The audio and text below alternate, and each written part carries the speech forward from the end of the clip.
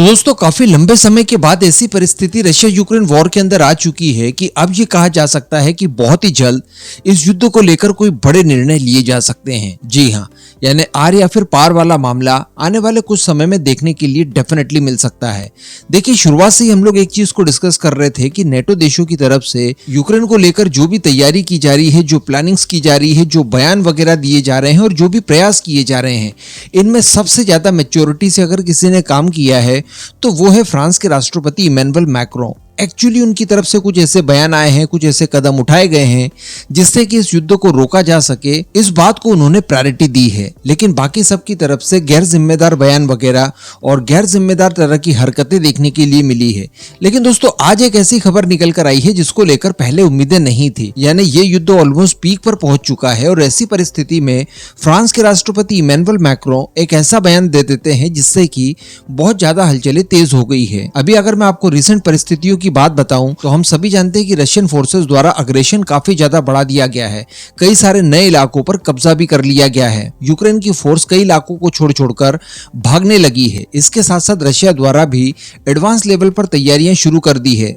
Recently उन्होंने अपने S-500 का हाइपरसोनिक मिसाइल्स के खिलाफ परीक्षण भी किया और बताया ये जा रहा है कि एवंगार्ड जैसी मिसाइलों को भी ये एयर डिफेंस सिस्टम मारकर गिरा सकता है। तो कहने का मतलब रशिया यूक्रेन वॉर वो युद्ध जिसमें पहली बार दुनिया ने हाइपरसोनिक मिसाइलों को चलते हुए देखा और अब हाइपरसोनिक मिसाइलों को डिफेंड करते हुए भी दुनिया देखेगी, इस पोजीशन पर आ गया है। तो आप समझ सकते हैं कि रशिया की तैयारी इस समय किस लेवल की हो चुकी है। फाइनली रशिया अब ये चाहता है कि किसी न किसी तरह से इस युद्ध को समाप्त करवा दिया जाए और इसी वजह से ये लोग लगातार एक के बाद एक टेरिटरीज को हड़पते जा रहे हैं। लेकिन इसी बीच फ्रांसीसी राष्ट्रपति द्वारा एक बहुत ही खतरनाक टाइप का बयान दे दिया है। दरअसल मैं आपको बता दूं कि एक कॉन्फ्रेंस हो रहा है फ्रांस के अंदर, जहां पर 20 के लगभग यूरोपीय देश शामिल हुए हैं। किसी देश से राष्ट्रीय अध्यक्ष आया है तो किसी देश ने अपना कोई प्रतिनिधि भेजा है। अब इस कॉन्फ्रेंस के दौरान रशिया यूक्रेन वॉर को लेकर इन्होंने डिटेल में चर्चा की और जिस तरह की स्थितियां चल रही है इसको लेकर इमैनुअल मैक्रों द्वारा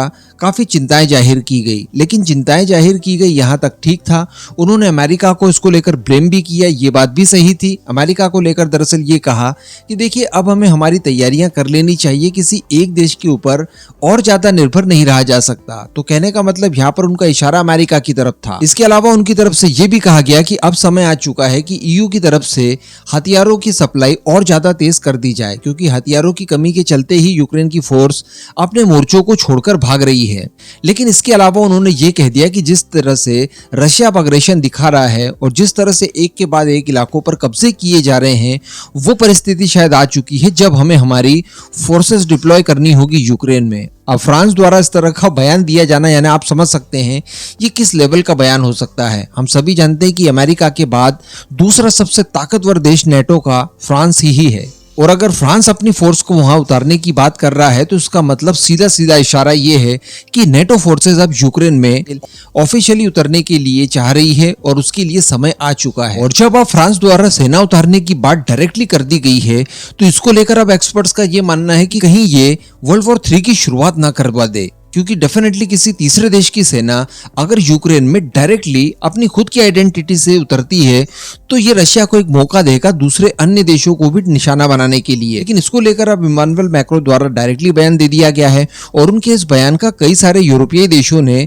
समर्थन भी किया है, जो कि नेटो का भी पार्ट है। ताकि उनके इस बयान के बाद नेटो द्वारा ये ऑफिशियली क्लियर किया गया है कि देखिए, ये जो उनका स्टांस देखने के लिए मिला है ये उनका अपना है, ये नेटो का ऑफिशियल स्टांस नहीं है। तो अल्टीमेटली ये तो कहा जा सकता है कि नेटो अभी कुछ इस तरह की फिराक में नहीं है और वो रशिया के खिलाफ डायरेक्टली युद्ध में नहीं उतरना चाहता। लेकिन अगर स्पेशली बात फ्रांस की जाए तो वो इस समय ऐसे मूड में आ चुका है यहाँ पर अपनी सेना तक डिप्लॉय करने की सहमति उनके द्वारा मोरली दे दी गई है। तो अब इस पूरे मुद्दे पर दोस्तों मैं आपका ओपिनियन जानना चाहूंगा।